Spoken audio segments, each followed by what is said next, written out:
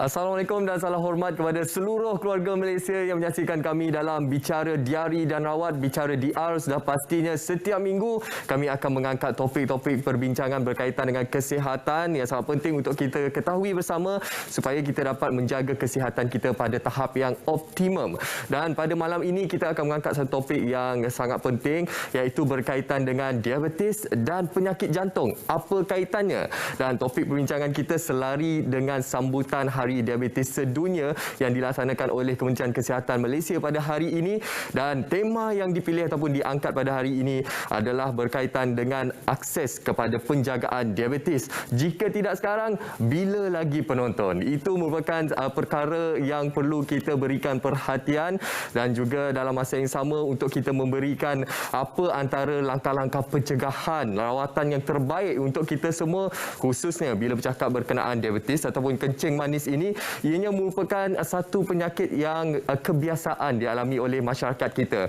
Ingin saya kongsikan kepada anda statistik yang dikeluarkan oleh Kementerian Kesihatan Malaysia, 18.3% daripada populasi dewasa ataupun 1 daripada 5 orang penduduk Malaysia ini menghidap penyakit diabetik. Dan yang lebih mengejutkan lagi penonton, hampir 50% masyarakat ataupun peratusan tadi tidak menyedari status mereka sebagai penghidap diabetik. Jadi sangat penting untuk kita war-warkan kepada anda. Tapi terlebih dahulu, seperti biasa penonton, kita perlu cakna juga terhadap situasi semasa COVID-19 dalam negara setakat hari ini 10 November. Kalau boleh kita kongsikan angka ataupun kes baharu yang direkodkan pada hari ini adalah 6,243 dengan 78 kematian yang direkodkan pada hari ini. Jadi sambil kita mengetahui status terkini COVID-19 dalam negara di sebalik kelonggaran yang diberikan oleh pihak kerajaan, ingat kita masih lagi belum menang melawan pandemik COVID-19 ini. Pandemik COVID-19 ini masih lagi berada dalam komuniti kita. Jadi tingkatkan kawalan kendiri anda dan pematuhan SOP pada tahap yang tertinggi. Baik penonton, selepas ini kita akan bersama dengan pakar kita. Jadi seperti biasa anda menyaksikan kami di saluran berita RTM MyView 123, saluran TV1, dan juga bagi anda yang ingin mengajukan sebarang soalan ataupun pandangan, boleh ajukan di laman Facebook rasmi kami, Berita RTM. Tajuk kita pada malam ini ialah diabetes dan penyakit jantung. Apa kaitannya? Selepas ini kita akan kupas bersama dengan pakar di studio. Jangan ke mana-mana.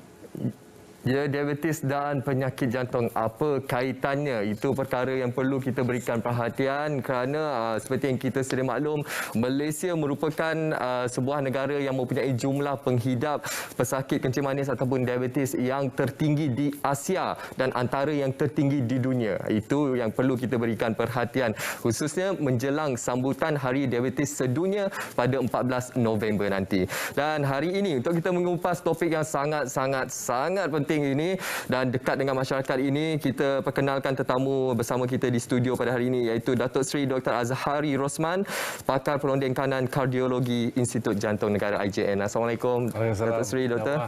Terima kasih. Baik Doktor, statistik yang dikeluarkan Doktor memang sangat mengejutkan Doktor, sebab kita lihat negara kita antara ranking paling atas Doktor dalam jumlah penghidap penyakit diabetik di peringkat Asia dan juga dunia. Bagaimana Doktor melihat situasi ini khususnya dalam budaya masyarakat Malaysia Doktor? Okey, I think pada saya masalah diabetes ni perlu diambil berat oleh masyarakat. Nombor satu, perkara yang paling penting sekali adalah untuk pencegahan. Jadi kita kena peka bahawa dia punya hakikat dia, anyone, siapa-siapa pun boleh dapat kencing manis. Ya? Dan ini bergantung kepada beberapa faktor, umpamanya you punya genetik, satu. Nombor dua, kegemukan, aktiviti, kita punya cara pemakanan, healthy lifestyle atau tidak. Dan hakikat dia adalah over the jangka masa yang semenjak 210 umpamanya, kita punya percentage of kencing manis dalam masyarakat lebih kurang antara 10 hingga 15%. Tapi dalam masa jangka yang 10 tahun, 2019 tu, 2020, figure yang you mention tu pun dah kira dah di superseded. Sekarang percentage dia 20, about 20.8%, depending on the figure that you quote, kajian mana. So you are right. You bercakap betul yang bahawasanya yang 1/5. So oleh kerana ini kita tengok trend dia, kita tertanya-tanya mengapa 1 out of 5 dulu mungkin 1 out of 10 atau 2 out of 10, 1 out of 10 dulu 1 out of 15%, sekarang dah jadi 20% kencing manis. So isunya adalah dia punya impact lah kepada seorang individu dan impact kepada kita punya sistem kesihatan dan juga impact kepada kita punya workforce dan lain-lain. So apa penyakit ni apabila kita kena kencing manis, dia susah nak cure. Dia boleh control tapi tak boleh cure.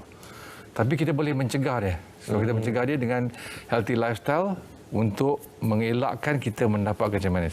So kita kena tahu kencing manis boleh wujud dan kita boleh mempertahankan diri kita daripada mendapat kencing manis. Itu yang penting. Itu yang penting, Doktor.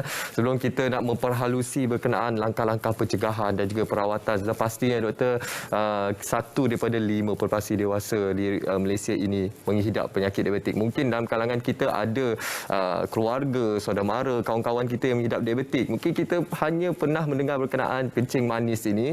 Kita tahu wujudnya penyakit kencing manis atau diabetes ini, tapi mereka tidak sedar apa sebenarnya simptom-simptom utama, apa yang penyebab kepada diabetes ini. Itu mungkin doktor boleh berikan pencerahan, Doktor, definisi betul. ini. Ya, itu menawar itu yang penting sebab biasanya orang yang mengidap kencing manis ni dia tak tahu sebab apa dia tak pernah cek. So kita galakkan seseorang individu tu selepas umur 30 tahun cek. Gejala yang ada mungkin yang you buat mensyak you ada kencing manis, umpama sentiasa haus, selalu pergi ke bilik air untuk buang air kecil. Mengapa? Sebab apa? Gula yang kita ada dalam darah kita tinggi. Jadi dia akan ditapis melalui ginjal kita, buah pinggang, dan dikeluarkan melalui kita punya urine lah, air kencing kita. Dan dengan itu kita, kalau banyak gula, dia meresap air. Jadi kita selalu pergi ke toilet. Dengan itu juga bila kita buang air kecil banyak, jadi kita haus lah. So kita haus. Nombor 2, kita dikaitkan dengan orang yang badan besar biasanya. So kita kena suspect. Kalau kita badan besar, kita harus ceklah gula kita sekurang-kurangnya sekali. Ataupun kita ada luka yang lambat nak baik. So ini ada gejala-gejala kencing manis yang kita kena peka. So kita harus at least once in your lifetime, kurang-kurangnya selepas umur 30 tahun, cek darah sekali. Seperti mana yang saya terangkan tadi, kita pernah dan kita selalu juga jumpa dekat IJN pesakit yang ada umur 21 tahun. So penting daripada aspek kardiologi lah untuk mereka yang mengidapi kencing manis dan jantung is dia punya proses untuk merosakkan kita punya pembuluh darah ni berlaku lebih kurang 5 hingga 8 tahun sebelum kita dapat kencing manis. So jadi apabila kita punya darah didiagnosis berdasarkan tahap-tahap yang tertentu, dia punya proses tu kalau kita backdate kan sudah mula berlaku dah. Jadi apabila orang tu dah didiagnosis kencing manis, pembuluh darah pandemik dah berlaku sebelum tu. So kita kata bukan kita the clock starts, waktu tu start apabila kita didapati kencing manis, umur katakanlah 30, 40, 50 dan daripada situ kita dapat sakit jantung. Tak. Sakit jantung kita dah bermula 5 hingga 8 tahun sebelum tu. Itu dia. Itu yang merisaukan, Doktor, sebab kita lihat mungkin ramai daripada statistik yang kita kongsikan tadi yang tidak menyedari, yang tidak mengetahui bahawa mereka mempunyai status penghidap diabetes. Mungkin seperti yang Doktor nyatakan tadi, ada simptom-simptom bagi penyakit diabetik ini. Tapi bagaimana pula yang tidak mempunyai simptom ataupun asymptomatic, Doktor? Ya, itu susah nak kesan sebab dia tak ada gejala. Dan kita mungkin berdasarkan dia punya latar belakang, umpamanya weight atau dia punya ibu bapa atau adik-beradik dia sama dia ada kencing manis dan lain-lain. Tapi memang susah nak kesan kalau kita tak tahu. Umpamanya dia kurus, kalau dia tak ada gejala, dia tak ada mak bapak yang ada kencing manis, memang kita susah nak kesan. Tapi mungkin ujian tu dia tak dibuat lah. Tetapi satu ketika kelak, mungkin bila umur dia meningkat, kena cek juga. So kita galakkan semua orang umur 30 tahun ke atas, cek aja darah untuk kolesterol, untuk darah tinggi, untuk gula dan lain-lain kesihatan generally. Sebab prevalence dia sangat tinggi. Darah tinggi dalam Malaysia kita, prevalence dia 33%. Dan lepas umur 30 tahun, 1/3 daripada masyarakat Malaysia, atas daripada 30 tahun ada darah tinggi. So kita patut cek lah. Blood pressure tu senang cek dekat farmasi mana-mana ada. So blood pressure, kencing manis, kolesterol, sebab apa tiga-tiga ni berkaitan. Kalau dia kencing manis, kemungkinan besar dia ada 3 adik-beradik 3. Ya, 3 Abdul. So dia kalau ada kencing manis, lama-lama dapat kencing manis, darah tinggi dan kolesterol. Kalau ada kolesterol, lama-lama dapat kolesterol atau darah tinggi. Kalau darah tinggi, lama-lama dapat kencing manis atau kolesterol. Dia one or the other lah. Lama-lama tiga-tiga tu akan wujud. Itu yang merisaukan doktor. Tiga-tiga ni saling berkait antara satu sama lain. Macam doktor cakap jadi 3 Abdul lah doktor. Jadi doktor, bila kita bercakap pasal kencing manis ini, ianya merupakan satu perkara yang perlu masyarakat berikan perhatian, khususnya bila kita bercakap berkenaan fakta ataupun statistik yang dikongsikan sebelum ini. Mungkin ianya lebih berisiko dialami oleh golongan yang berusia, tapi statistik kebelakangan ini menunjukkan ada peningkatan daripada kanak-kanak dan juga golongan remaja. Jadi bagaimana doktor untuk kita mengesan dari peringkat awal? Biasanya kanak-kanak tu atau remaja adalah type 1, diabetes type 1. Di mana dia punya production produksi insulin tu yang untuk mengawal gula dalam badan dia memang kekurangan sebab apa dia punya organ pankreas dia, nama dia organnya pankreas, tak dapat menjana. Itu melibatkan biasanya keturunan dan golongan yang muda lah, semenjak kanak-kanak ataupun remaja. Tetapi yang lepas daripada remaja, after the 20 tahun umpamanya, itu jenis type 2. So type 2 ni lebih kurang 90% masyarakat kita. So kita dah selalu jumpa di kalangan pesakit jantung, mereka yang 21 tahun pun ada kesempitan pembuluh darah. So pernah saya kena tengok orang yang kena serangan jantung umur 21 tahun, muda lagi, kencing manis. Tapi yang peliknya, ketiga-tiga pembuluh darah, kita ada 3 pembuluh darah utama dalam jantung kita, ketiga-tiganya dah sempit. Umur 21 tahun muda lagi. Jadi kita tak boleh buat angioplasti, kita terpaksa rujuk untuk buat bypass. Sebab dah teruk sangat, pembuluh darahnya pun jadi dah kecil, jadi halus dah. So apa dia punya penyakit ni melibatkan seluruh pembuluh darah dalam seluruh badan.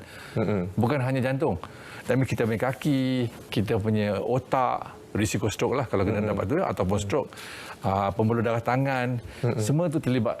Jadi kencing manis ni melibatkan banyak organ dalam jantung kita, dalam badan kita. Pembuluh darah, lemak kita dan lain-lain lah, macam-macam, mata, buah pinggang. Itu antara komplikasi utama disebabkan oleh penyakit diabetik ini ya doktor. Dan fokus kita pada malam ini sudah pastinya berkenaan diabetik dan juga kaitannya dengan penyakit jantung. Dan sebelum kita beralih kepada penyakit jantung tu, mungkin doktor boleh perhalusikan lagi berkenaan jenis diabetik. Tadi doktor menyatakan jenis type A, type 1 dan juga type 2. Type 2 yang kebiasaan dialami oleh masyarakat Malaysia ya doktor. Jadi bagaimana keadaan ini perlu kita berikan perhatian, khususnya kerisauan masyarakat di luar sana. So dia punya presentation dia seperti mana yang saya maklumkan tu, satu tak ada presentation langsung, dia tak tahu. Nombor 2, dia presentation dengan gejala-gejala yang kita tahu. Nombor 3, dikesan semasa buat ujian. Yang penting apabila dikesan, kita kena ada tahap dia lah ya. Gula masa puasa, gula dia 6.5 umpamanya. Ke atas itu termasuk 6.5, maknanya dia dah kencing manis. Tetapi kalau dapat tahu kencing manis, kita harus membuat sesuatu. Biasanya dia melibatkan makan obat lah ya. Tapi cara hidup sihat pun penting juga. Umpamanya mengurangkan berat badan, exercise, pemakanan karbohidrat, gula. Itu bukan saja gula, karbohidrat juga. That means mie, dia punya roti, dia punya nasi, dia punya semua itu termasuk karbohidrat. Buah-buahan pun juga. Sebab itulah kita selalu, khususnya Kementerian Kesihatan Malaysia selalu mewar-warkan berkenaan bila nak makan tu kita amalkan pinggan organ yang sihat. Suku-suku separuh, suku karbohidrat, suku protein dan juga separuh buah-buahan dan juga sayur-sayuran. Betul. Jadi ada juga dekat luar sana masyarakat yang salah faham. Saya tak nak makan nasi sebab saya takut diabetik saya makin teruk. Nanti gula saya tak cantik, doktor. Jadi pandangan tu mungkin doktor boleh penjelaskan untuk kita ubah pandangan tu, doktor. Okey, itu pun betul juga. Itu memang benar. Kalau kita ada kencing manis dan kita makan nasi putih umpamanya, dia is a refined carbohydrate lah, karbohidrat yang tulen. Jadi kita punya tahap gula akan meningkat dengan tingginya. So masalah dia kalau kita dah tahu kita ada kencing manis, kita elak-elakkanlah. Itu termasuk gula pasir, minum-minuman manis dan lain-lain. Tetapi juga karbohidrat yang lain juga. So itu pun kita kena elak juga. Bukan kata kita tak boleh minum, tak boleh makan. Kita boleh, tetapi dalam jumlah yang kecil ataupun jumlah yang di spread out lah, yang di spread dalam small jumlah-jumlah yang kecil kita makan. Sebab tiap-tiap kali kita makan karbohidrat dalam yang kencing manis ni, kita punya gula akan meningkat, dia melompat ke atas. Dengar tu penonton. Tiap-tiap kali dia melompat ke atas tu, dia akan merosakkan pembuluh darah kita. So that means kalau kita makan nasi punya load yang tinggi, so dia akan melompat dan dia akan masuk kepada pembuluh darah dan dia merosakkan pembuluh darah dan juga jantung. Sebab otot jantung kita, gula yang tinggi ni adalah racun kepada otot jantung. Dengar tu penonton. Gula yang tinggi racun kepada otot jantung kita ni. Gula tu memang manis, tapi manis-manis dia ada racunnya, betul baik untuk kesihatan kita. Baik penonton, selepas ini kita akan mengupas lebih lanjut berkenaan diabetik dan apa kaitannya dengan jantung. Selepas ini kita nak berehat seketika. Jangan ke mana-mana penonton.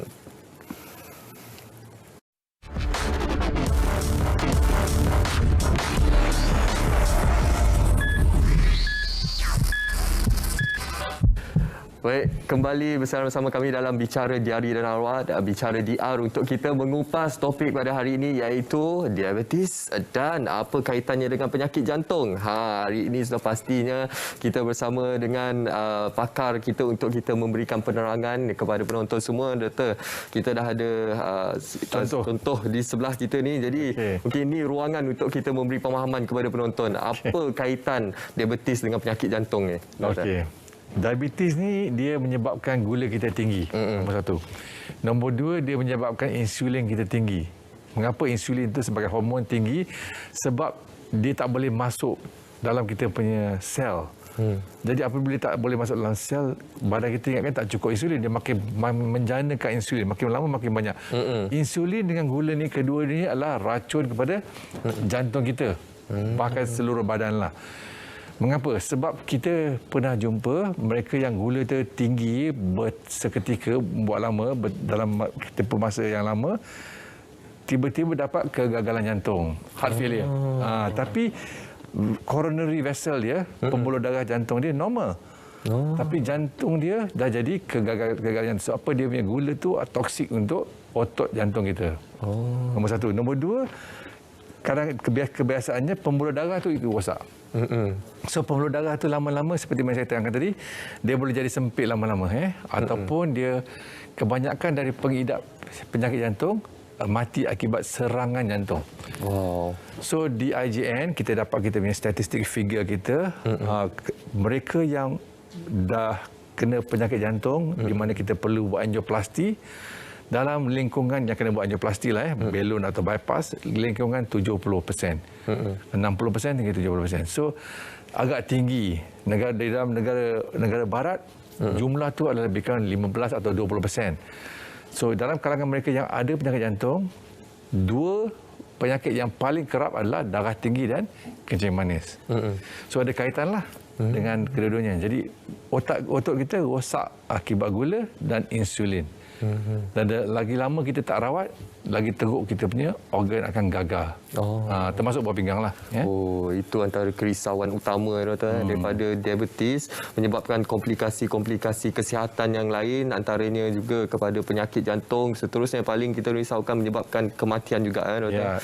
Dan doktor, bila bercakap berkenaan kaitan antara diabetes dan penyakit jantung ni, mungkin doktor juga boleh memberikan penerangan berkenaan bagaimana diabetes ini memberi kesan kepada fungsi jantung tersebut, doktor. Apabila gula dah terlalu tinggi dan sekian lama, dia punya otot tu punya metabolisme lah kita kata akan terganggu. Jadi dia punya daya pengepaman tu akan kurang. Lama-lama jantung tu akan bengkak. Itu yang kita dapat kegagalan jantung. Jadi kita semput nafas, sakit dada, tak boleh buat kerja dan lain-lain rasa kurang sihat. So itu adalah salah satu gejala kaki bengkak. Mari kita tak boleh tidur dengan selesa dengan baring. Kita kena duduk atau dengan bantal yang tinggi. Tengah malam kita sesak nafas terkejut. Sesak nafas. So itu adalah gejala-gejala kegagalan jantung. So jadi kalau kita dapat tu, kita harus jumpa doktor. Banyak sebablah kegagalan jantung. Salah antaranya adalah darah tinggi, kencing manis, kolesterol tinggi dan lain-lain. Tapi gula dan insulin yang tinggi yang tak dirawat, lambat laun boleh dapat gagalan jantung. Tapi kebanyakannya mati akibat serangan jantung. Belum sampai lagi gagalan jantung. Kebanyakan mereka yang kencing manis tak dirawat, tak dikontrol umpamanya, dia punya jangka masa hayat dia boleh berkurangan terpulang pada bapa awal dia kencing manis sehingga 12 tahun. Pendek. Yalah, kita tahu ajal dalam tangan Tuhan, tapi mengikut statistik kita kena ada usaha kan. So 12 tahun. Pendek jikalau kita punya jangka masa kencing manis tu lama. So 12 tahun kependekan jangka hayat dari segi statistik adalah jumlah yang banyak tau. Sangat banyak. Sebab kita membuat mereka transplant. Kita buat transplant untuk mereka yang penyakit transplant. Untuk mereka yang heart transplant patient, satu hari itu adalah sangat berharga pada dia. Wow. Jadi kalau statistik 12 tahun akibat kencing manis you tak nak kontrol, you tak bertanggungjawab untuk bukan haji kepada you tapi kepada keluarga you dan masyarakat you.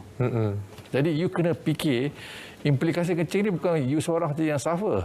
Satu keluarga, satu masyarakat nak rawat kencing manis, nak rawat kegagalan jantung, you nak rawat dia punya keluar masuk hospital dan lain-lain adalah tinggi. Jadi kita kalau dapat orang yang ada kegagalan jantung umurnya 20 tahun, 30 tahun, kena serangan jantung umum 30 tahun. So seumur jangka hayat ni dia kena makan ubat. Jadi kita tengok aspek siapa nak bayar biaya. Misalkan ada orang nak biaya, kerajaan nak biaya, insya-Allah okey. Tapi jika tidak, seperti mana masyarakat si negara-negara lain, tak ada orang nak biaya. Betul. Dan doktor tadi menerangkan berkenaan betapa pentingnya untuk kita mengawal diabetes kita daripada mengganggu fungsi jantung itu sendiri, doktor. Betul. Dan bercakap berkenaan ubat-ubatan, doktor. Bagaimana dari segi ubat-ubatan untuk tahap awal mungkin makan ubat dan tahap yang mungkin berisiko sikit menggunakan insulin. Jadi bagaimana pentingnya untuk penggunaan insulin ini dan mengawal diabetes dan juga mengelakkan komplikasi kepada jantung, doktor. Okey, Manawar, itu penting soalan dia. Sebab aspek rawatan ni bukan hanya rawatan yang sempurna, tapi rawatan awal. So that means you kena kontrol dia punya kencing manis tu cepat dan efektif. Mula-mula kita gunakan tablet. 1, 2, 3, 4 jenis tablet yang perlu. Memanglah banyak tablet, tapi kalau kencing manis dah teruk, terpaksalah pakai tablet banyak. Kalau itu gagal, dan kita terpaksa gunakan tambahan injection insulin. So insulin ni ada banyak jenis. Ada sekali sehari, ada 2 kali sehari, 3 kali sehari, 4 kali sehari pun ada juga. Terpulang pada tahap kencing manis yang teruk ke tidak. Tapi yang penting tu kita terpaksa gunakan insulin kalau kencing manis kita dah lama. Sebab kita punya pankreas, organ yang menjanakan insulin tu dah apa nama ni? Dah kosong dah. Dah pencen dah dia punya fungsi, dah tak boleh dah kerja kuat selama ni sehingga kan satu hari dah tak ada lagi insulin nak produce. Itu boleh berlaku. Jadi oleh kerana itu kita kena tambah insulin. Tapi tak bermakna ini adalah kes hangus kes. No. Kebanyakan orang mendapat mitos ini kan apabila kita start insulin ni saya dah kes tak ada harapan lagi. Itu penting. Kita start insulin awal sebab kita nak preserve kita punya fungsi pankreas supaya dia tak tinggi, dia tak menjanakan insulin bekerja kuat, terlalu kuat sehingga dia pun mati, dia pun condemn lama-lama. Itu sebab kita start insulin awal supaya kita boleh preserve dia punya function pankreas tu dan juga kontrol gula kita sekaligus. Okey. Tapi jarum sekarang kecil. Jarum sekarang kecil. Dan saya pernah tengok jarum tu, saya pernah cocok diri saya juga jarum tu just to tengok macam mana dia tak macam dulu punya jarum lah. Ya. Tapi kalau macam setakat nak kontrol kencing manis sekali sehari ke mula-mula, itu tak ada masalah. Tapi lama-lama you akan kena belajar dan kita boleh ajar macam mana nak gunakan insulin. Tapi kalau perlu, kena pakai. Kalau tak perlu, tak payah pakai. Okey, itu penggunaan pemahaman berkenaan insulin sebab ramai dekat luar sana doktor takut dengan insulin doktor sebab ada yang cakap saya takut jarum. Jadi jangan risau. Jarum kecil tak nampak jarum pun. Kecil saja penonton. Jadi penggunaan insulin itu sangat penting untuk mengawal tahap gula dan juga mengelakkan komplikasi yang serius khususnya terhadap penyakit jantung. Okey, selepas ini banyak lagi yang kita akan kupas, khususnya saya akan mengajukan soalan-soalan yang anda berikan di laman Facebook kami iaitu Facebook Berita RTM kepada pakar kita pada hari ini. Tapi terlebih dahulu kita nak berehat seketika. Jangan ke mana-mana.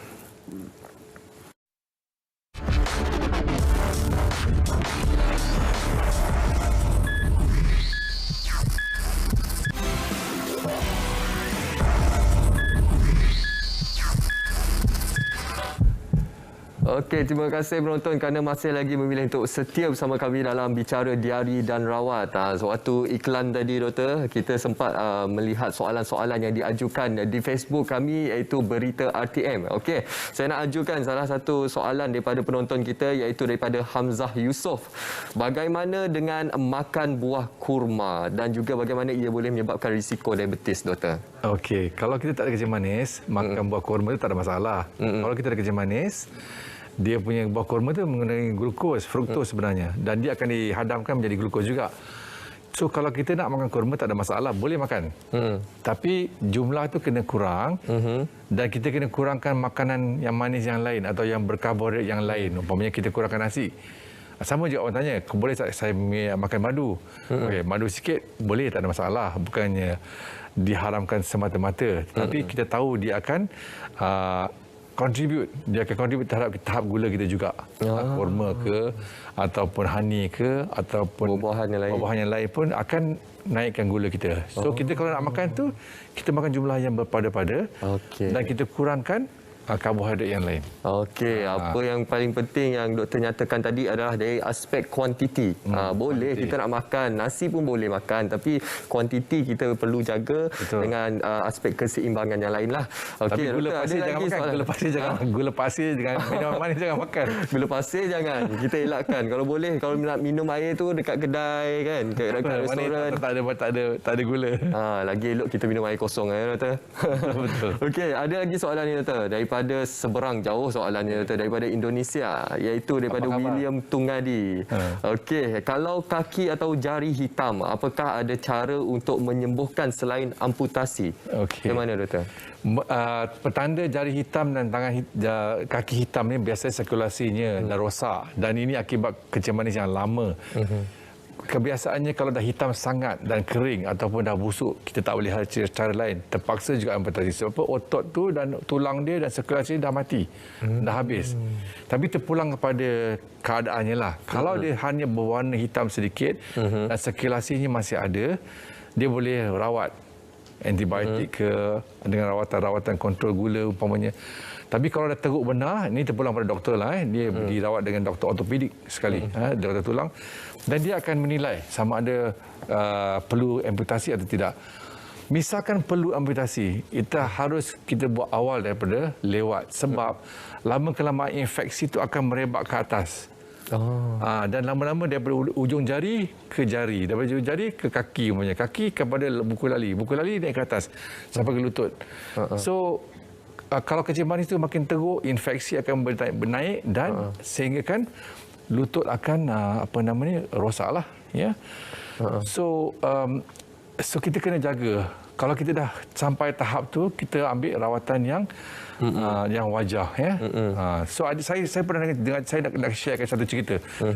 Cerita ni satu pesakit yang ni penting sebab dia ada penyakit diabetes yang lama tak kontrol umpamanya dan ada kaki hitam ni. So dia ikut rawatan tradisional, dia tahu madu, dia balut kaki sebenarnya lain, dia selalu kaki lah. Kencing manis ni dia tak ada rasa tau. Kita punya sensasi dah kurang. Nerve tu dah rosak. So bila dia balut kaki dia, malam-malam dia tidur, tikus sudah datang gigit jari dia. Allah. So sebab dia tak boleh rasa. Jadi besok pagi berdarah lah. So apa dah tak ada rasa, you tahu madu untuk rawat. Jadi kaki tu dah rosak. Jadi lama-lama kerana gigit tikus ni apa ni rat ni jadi infection dan lain-lain. Itu complication yang lain lah. Tapi alhamdulillah dapat diselamatkan lah. Tetapi ini adalah salah satu yang kita kurang nak tekankan lah ya. Rawatan ni kita kena discuss dengan doktor. Kita kena guna apa yang wajar lah. Ya? Itulah selalu kita dengar ya doktor, kalau yang penghidap kencing manis ini kalau lukanya susah sikit nak sembuh ya doktor. Betul. Dia tak boleh rasa pun. Bila dia luka tu dia tak boleh rasa apa dia punya saraf dia dah rosak. Oh, okey. Doktor, Allah banyak soalan kita dapat hari ini doktor. Terima kasihlah kepada penonton kita kerana sudi mengajukan soalan. InsyaAllah saya akan baca. InsyaAllah kita akan ajukan kepada pakar kita. Okey, saya nak baca satu lagi soalan doktor, iaitu daripada Karen Liu. Saya ingin bertanya, adakah pengambilan insulin adalah untuk sepanjang hayat pengidap diabetes atau kita boleh henti pengambilan selepas tahap gula kita terkawal doktor? Bagaimana? Okey, biasanya kalau kita dah start insulin ni, dia punya tahap kencing manis tu adalah quite severe lah, dah advanced lah. Dan kita punya pankreas tak boleh function lagi. Dan oleh kerana itu, kita terpaksa replace dengan insulin. So, kemungkinan besar kita tak boleh berhentikan insulin semata-mata. Mungkin kita boleh kurangkan jika dia dapat kontrol dia punya weight, kontrol dia punya gula dengan rawatan lain, umpamanya terutama sekali dengan rawatan pil. Kalau dia makan pil, mungkin dia punya tahap insulin boleh kurang. Tapi biasanya kalau nak berhenti semata-mata agak kurang. Melainkan kalau dia punya insulin tu hanya dos yang kecil dan mungkin dia lebih tahap awal kencing manis. Ada kemungkinan kecil. Ya, baik. Kita harap melalui penerangan daripada doktor itu dapat membantu memberi pencerahan kepada rakan kita di Facebook, iaitu Karen Liu. Doktor, bercakap berkenaan rawatan ni doktor, ada satu lagi perkara yang perlu doktor penjelaskan kepada penonton semua berkaitan dengan produk-produk konvensional ataupun tradisional di luar sana doktor. Ada yang beranggapan kalau nak sembuh daripada penyakit kencing manis ataupun diabetes ni, kena makan produk ni. InsyaAllah 3 bulan sembuh. Okey. Macam mana tu? Itu you kena gunakan pemikiran sendiri lah, punya logik sendirilah ya. Perkara kencing manis ni dah makan berdakat untuk meng-establish dalam barang kita. Jadi kita nak mereversekan dalam proses dengan hanya suplemen tu agak mustahil lah. Dan lagipun ini adalah dianggap sebagai suplemen saja. Bukan rawatan khusus dan tak terbukti pun. So kalau kita nak makan, kita kena tahu bahawa ada had dia untuk apa yang dia boleh capai. Kita tak boleh percaya apa yang kita baca semuanya. Yang penting kita kena bincang dengan doktor yang kita nak makan ubat ni ke atau herba ni ke atau rawatan ni, supaya doktor tu boleh advise lah. Bergantung pada risiko kita dan kencing manis kita. Tetapi kalau nak mengharapkan rawatan-rawatan yang boleh menyembuhkan kencing manis, itu agak mustahil lah. So kita kena jelas daripada awal. Itulah mustahil doktor. Lagi-lagi yang penuh dengan kata-kata manis, makan produk ini boleh sembuh insya-Allah dalam masa 3 bulan. Mustahil. Itu yang perlu kita elakkan. Apa yang penting ialah kita perlu dapatkan nasihat daripada pakar-pakar perubatan. Okey, kita nak ambil lagi soalan daripada rakan kita di Facebook, iaitu daripada Zali Abdul. Doktor, berapakah jumlah maksimum minuman manis yang boleh diminum bagi orang biasa bagi mengelakkan risiko diabetes? Okey. So seeloknya kita tak minum manis langsung ya. Kita manis sedikit sajalah. Jumlah tu dari segi kalori tu kita harian ni kan lebih kurang 1,500 kalori. So kalau kita tengok berapa manis gula itulah. Tapi seelok-eloknya minum manis ni kita tak usah makan. So apa ada jenis karbohidrat yang dah terdapat dalam makanan kita. So dari yang kita tak nampak daripada segi nasi ke, roti ke, buah-buahan ke atau snack ke yang kita makan, ada dah gula dalam tu. Jadi seeloknya kita tak usah tambahkan dengan minuman. Saya dengar ada segelintir masyarakat pesakit saya yang dia kata, saya tak lalulah makan minum air kosong, dia kena minum air sirap juga. Baru boleh minum, kalau tak boleh minum air tawar. So ini adalah satu hakikat yang kita kena tukarlah sebab apa kita seelok-eloknya minum air kosong saja. Itu yang paling bagus. Ya, fresh, clean, air kosong. Lama-lama kita akan kebiasaan. Sama juga dengan minum manis. So, pada jawapan dia, tak usah minum manis, jangan hiraukan tahap lagi, just jangan makan minum manis je. Mana tidak seboleh-bolehnya, sekurang-kurang gula yang boleh, dan kalau lama-lama kita makin lama makin sikit lama-lama kita tak tahu gula dalam makanan kita. Kita kurangkan gradually kita, jangan tengah hari nak minum teh ais, lepas tu pagi-pagi sarapan minum teh tarik kau ekstra manis, tahu panas milk lagi. Yang itu perlu kita ubah untuk kita menjadikan kehidupan kita dengan amalan kehidupan yang lebih sihat. Okey, banyak lagi persoalan sebenarnya yang saya nak ajukan kepada pakar kita pada hari ini berkenaan diabetes dan kaitannya dengan penyakit jantung, tapi terlebih dahulu kita nak berehat seketika, penonton.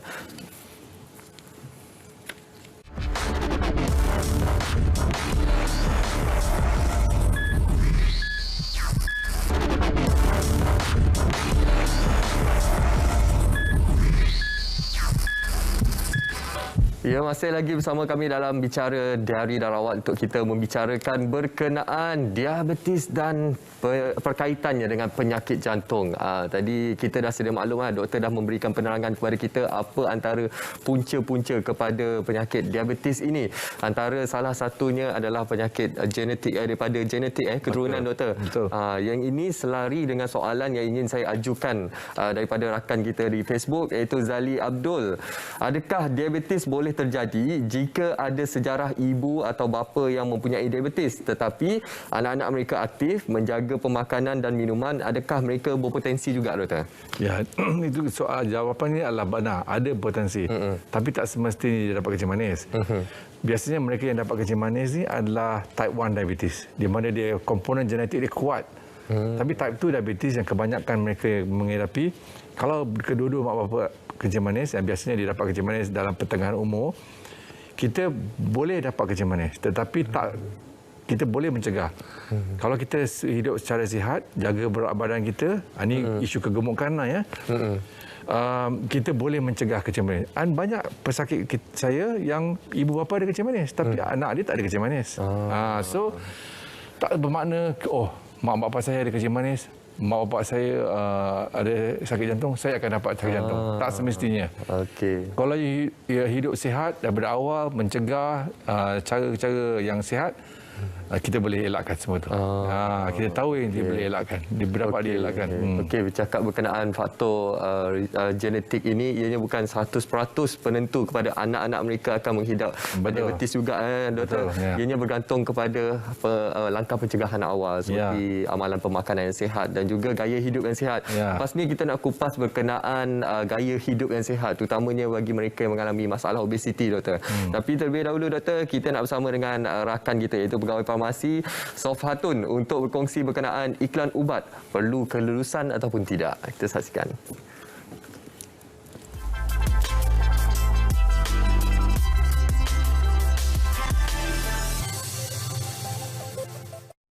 Hai semua, untuk episod kali ini saya akan kongsikan informasi berkaitan dengan iklan ubat perlu kelulusan. Setiap kali melihat iklan produk kesihatan dan sediaan tradisional dalam media sosial, antara perkara yang menjadi perhatian ialah sambutan orang ramai terhadap produk tersebut. Realitinya, produk sebegini cukup laris dan permintaan terhadapnya semakin meningkat dalam kalangan masyarakat. Antara faktor yang menarik minat pengguna untuk membeli produk ini termasuklah promosi dan pengiklanannya yang cukup berkesan, penampilan selebriti atau individu berpengaruh sebagai duta produk, dan ditambah testimoni positif berkaitan produk tersebut, orang ramai sudah tentu mudah mempercayai bahawa produk tersebut sememangnya berkesan.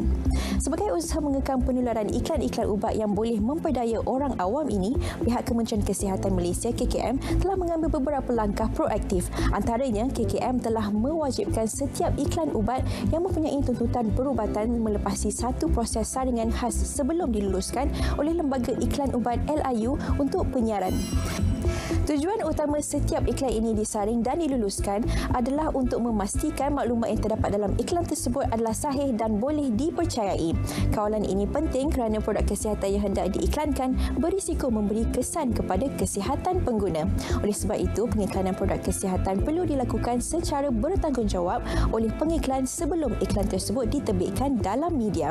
Setiap iklan produk ubat yang telah mendapat kelulusan daripada Lembaga Iklan Ubat akan diberikan satu nombor kelulusan iaitu nombor KKLIU. Nombor ini wajib dipaparkan dalam iklan agar mudah dikenal pasti oleh pengguna. Contoh nombor KKLIU adalah KKLIU 1234-2021. Pengguna perlu tahu bahawa bukan semua iklan produk kesihatan yang terdapat dalam media diluluskan oleh lembaga iklan ubat.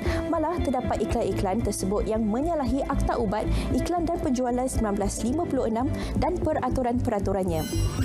Contoh yang paling kerap dilihat ialah iklan bagi produk kesihatan yang berkaitan diagnosis atau membuat tuntutan boleh mencegah atau merawat 20 jenis penyakit yang dilarang dalam akta. Antara penyakit yang tidak boleh diiklankan termasuklah diabetes, hipertensi, kanser, lumpuh sawan, asma dan masalah mental. Selain 20 jenis penyakit yang tidak dibenarkan, iklan berkaitan pengguguran kandungan, peningkatan fungsi jantung atau buah pinggang serta prestasi seks sama ada secara jelas ataupun tersirat juga tidak akan mendapat kelulusan lembaga iklan ubat. Segelintir peniaga pula dikenal pasti membuat tuntutan perubatan dalam iklan produk yang dikelaskan sebagai produk bukan ubat atau makanan. Produk dalam kelas ini sebenarnya tidak boleh membuat sebarang tuntutan perubatan. Sebagai contoh, produk minuman tidak dibenarkan membuat tuntutan dapat mengawal paras kolesterol dan menyembuhkan diabetes. Oleh itu, pengguna dinasihatkan untuk lebih peka dan berhati-hati ketika memilih produk kesihatan yang hendak dibeli. Selain memilih produk yang berdaftar dengan KKM, pastikan juga iklan produk tersebut tidak melanggar peraturan yang berkuat kuasa. Semak nombor kelulusan KKLIU pada iklan dan sekiranya tidak ditemui, berkemungkinan besar iklan tersebut tidak diluluskan oleh lembaga iklan ubat. Jadi pesakit atau orang awam boleh menghubungi Pusat Panggilan Farmasi Kebangsaan National Pharmaceutical Centre NPCC di talian 1800-886722 dari Isnin hingga Jumaat jam 8 pagi hingga 5 petang kecuali cuti umum sekiranya terdapat sebarang pertanyaan lanjut berkaitan ubat-ubatan.